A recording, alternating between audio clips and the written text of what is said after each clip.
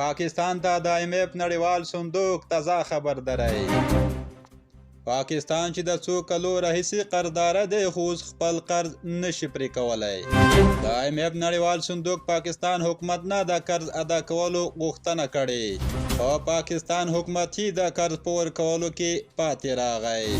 څرنګه چې وړاندې د پاکستان حکومت ادعا کړې وه چې د 2023 کال په لومړۍ اونۍ کې به له 1 میلیارډ زیاتې پیسې د IMF بانک نړیوال صندوق ته تسلیم کړو خو له حالاتو سره سمه ژمنه پوره نه شوه. له بل پلوه د پاکستان لوی درستي جنرال باجوا څو ځلې له واشنګټن غوښتنه کړې وه چې پاکستان حکومت سره د IMF نړیوال صندوق ته د قرض په ورکولو کې همکاري وکړي خو واشنګټن تر اوسه ورته په جواب کې څه نه دی ویلي. په پاکستان کې اوسنی وضعیت ته په کتو ډېر قوي احتمال شته چې یو امریکایي ډالر به په نږدې ورځو کې د 300 کلدارو په مقابل کې تبادله شي.